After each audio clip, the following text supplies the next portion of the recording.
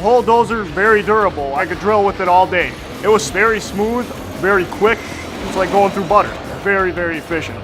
Put the whole dozer on and I can cut through everything. I can cut through metal studs, I can cut through framing steel, PVC, whatever I needed to do, I can cut through everything with it. An ordinary hole saw, you usually got to replace every 3-4 holes on black steel, probably every hole on stainless steel. The dozer here went right through it. It's not dull at all.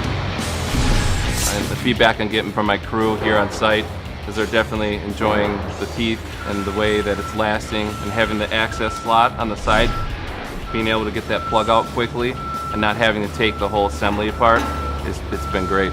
Generally, we put a dozen holes in the top of a panel. If you save 3 to 5 minutes on each hole, I mean, that's 50 minutes. The warranty, I think the item speaks for itself.